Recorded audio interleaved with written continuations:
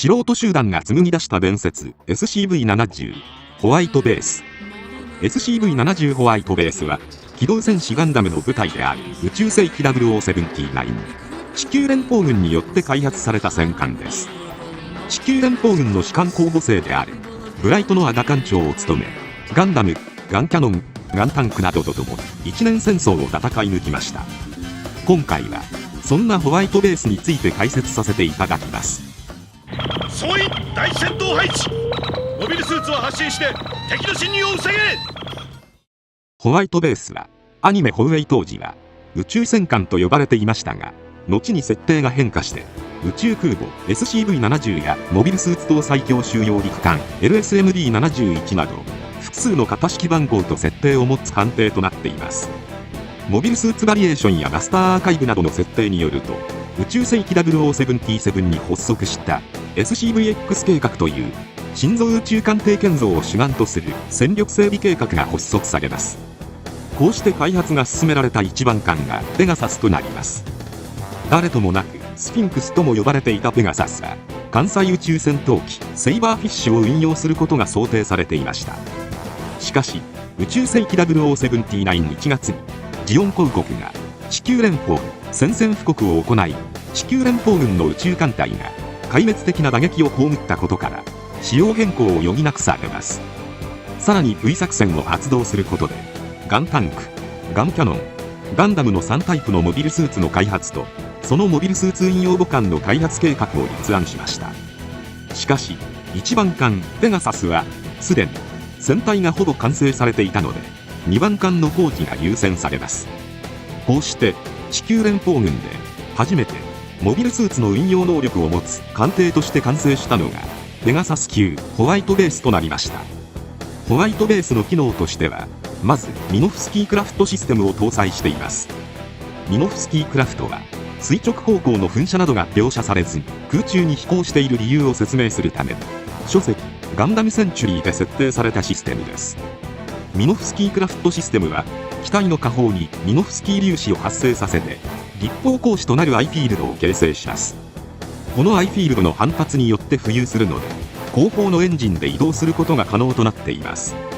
これによって大気圏内での浮上推進が可能になったほか、補助ブースターのようなオプション装備なしで大気圏を脱出することが可能です。なおミノフスキークラフトは非常に大型の装置とされており、モビルスーツへの実装は宇宙世紀0105にアナハイムエレクトロニクスが開発したクシーやペーネロペーあたりまで時代を進めなければなりません。また一年戦争中ではジオン公国軍のモビルアーマーアッザムやアプサラスに搭載されています。アッザムに搭載されたものは50分以上の連続使用ができず、ホワイトベースのものと比べると性能的には劣っているようですが、アプサラスは推進機らしきものが見当たらず自在に飛行する様子が描かれています。艦内は高度にブロック化された構造になっています。前足に当たる部分はモビルスーツを格納したハンガーデッキになっています。後ろ足に当たる部分はエンジンブロックになっています。そして胴タイプが居住区などの重要区画になっています。格納庫やエンジンブロックは損壊時に切り離せるように設計されており、劇中では最終戦であるアバオア空戦においてメインエンジンが破損した際エンジンを切り離しており、そのまま座礁して航行不能に陥るものの、結果的に致命的な損傷を免れています。モビルスーツ格納庫の内部はまず前方にパーキングエリアがあります。こちらには着艦システムが搭載されているので、コアファイターが着艦する際はアレスティングギアと呼ばれる着艦制動装置を用いて減速し、収納アームで艦内に取り込むことが可能です。その奥には RX モビルスーツ用の整備台が設置されています。ガンダム、ガンキャノン、ガンタンクを分解しての整備がこちらで行います。なお前方のパーキングエリアからアームによって収納されるコアファイターはアームに転化されたままコアブロックに変形可能なので、そのまま RX モビルスーツとの分解や合体が可能です。なお劇中では左右合わせて RX モビルスーツ3機を搭載していることに加え、中盤以降では G アーマーやコアブースターが追加されています。分解整備が終わったモビルスーツはデッキ中央へ移動して通常整備や武装装着などを行ってからハンガーデッキ前方の発艦エリアに向かい、カタパルトシステムで発進できるようになっています。胴体部には複数のブロックが設けられています。まず居住区です。人工重力エリアが作られており、さらに艦尾から艦首に抜ける全通デッキが作られているので居住性が良くなっています。劇中では風呂付きの個室が確認できるほか、テキサス戦の前セイラが入浴するシーンが描かれていますが、こういった表現は重力下でなければなし得ない描写になっています。胴体前方の下部にはガンベリーが格納されています。そしてその上には第二環境があり、その周囲機銃、その上部に主砲が搭載されています。さらに上にはコンピューター室と第一環境があります。武装としてはまず大口径連装実体弾砲1機とビーム砲である連装変更型メガ粒子砲2機を装備しています。大口径連装実体弾砲は書籍によってサイズが変わりますが、史上最大の口径を持つ実弾砲とされています。これだけの巨大砲は通常の艦艇には搭載不可能とされていたものの、ジオンがビーム兵器への防衛方法を構築した場合に備え、ミサイルよりも威力のある兵器として開発されました。そのため従来の宇宙戦艦などの武装よりも強力な兵装になっています。ただし反動が大きいので、使用時には他の火砲の使用を制限する必要があります。次に連装変更型メガ粒子砲です。オデッサ作戦などでは単方針で左右連装タイプのものを使用しています。これは粒子収束砲出口の前方にビーム変更用のアイフィールド発生機が装備されているので、20度ほどのビームの変更が可能です。なお連邦総本部の南米ジャブローではウッディ・マルデン隊たちによって宇宙で威力を発揮できるように上下連装の超方針のものに換装されています。その他には連装機関砲が胴体部の6機と合わせて全18機と、さらに32機のミサイルランチャーを搭載しています。ホワイトベースはブライト・ノアが艦長を務めました。テレビ版では19歳で地球連邦軍士官候補生の身分でした。しかし負傷した初代艦長パオロ・カシアスから2代目艦長に抜擢されます。まだ軍に入って6ヶ月という新兵だったブライトは当初セイラや未来からあしらわれており、戦術的に軽率な発言が目立ちました。そしてルナ2戦ではルナ2に逃げ込むか、それとも撃って出るのか、軍艦の指揮官にもかかわらず多数決で決めていました。その後幾多の戦いを繰り広げる中で心身ともに疲弊したクルーたちと衝突することもありました。殴ったね。殴ってなぜ悪いか。貴様はいい。そしてわめいていれば気分も晴れるんだからな。しかしブライトは搭乗していた民間人や脱走したアムロの心境について振り返るなど、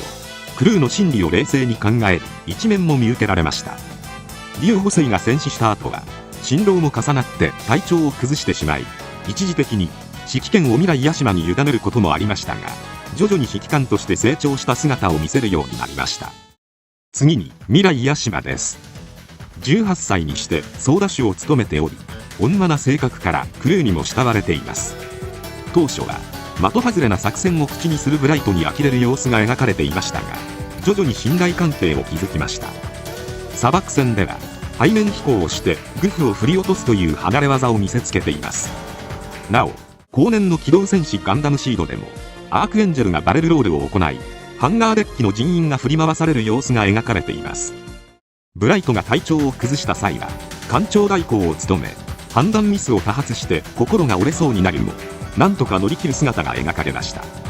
もともとはカムラン・ブルームという婚約者がいた未来ですが、スレッガー・ローと恋に落ち、最終的に1年戦争終結後はブライトと結婚するという恋多き女となっています。ホワイトベースにはその他にもオペレーターやメカニック、パイロットたちや民間人など数々の登場人物たちがいますが、特に食料の重要性を説いた人物がいます。それが田村コック長です。補給を受ける機会が少なく逼迫した中、乗組員が活躍できたのは田村の栄養管理のおかげとも言われます。艦内の食事は豚肉のごま和え、リンゴ、サラダ、パン、卵、蜂蜜入りミルクが基本とされており、その他に描写されているものはハンバーガーやサンドイッチなど簡素なものになっています。さらに多数の避難民を収容していたので、食料の枯渇は命取りです。ホワイトベースが敵攻撃の被害によって備蓄の塩を失った際は、ガムラは塩不足をブライトに強く訴えて頑固に進路を向けさせる様子が描かれています。塩がないと戦力に影響するぞ。ホワイトベースはジャブローで建造され、RX モビルスーツを秘密裏に受領する目的でサイド7に入港するところからストーリーがスタートしましたが、受領予定のモビルスーツの大半が破壊され、さらにホワイトベースの正規の軍人もほとんど戦死してしまったので、民間人やブライト、リュウ補正といった経験の乏しい士官候補生や訓練兵がメインとなりました。こうしてベテランをほぼ失ったホワイトベースがサイド7出港後、ルナ2へ逃げ込みます。そしてジャブローを目指して地球へ降下しますが、シャアの妨害に遭い、ジオン勢力圏の北米に到着しました。南下してジャブローに向かいたいホワイトベースですが、北米はジオンの防衛網が非常に強いので、これを避けるため西へ向かいます。シアトルでガルマ部隊を殲滅した後、太平洋を横断して日本の山陰地方を経由して、そして中央アジアを経由してオデッサへ向かいました。道中はランバラル隊や黒い三連星を撃破するといった功績を挙げたことから、ジオンからも地球連邦からもニュータイプ部隊として認識されるようになっていきました。オデッサ作戦の後はベルファストを経由してジャブローへ向かいます。そして回収を受けて宇宙へ上がり、サイド6を経由してサイド5付近でワッケイン率いる第3艦隊と合流してソロモン攻略戦に参加します。そしてアバオア空攻略戦で最後の戦いに投入されました。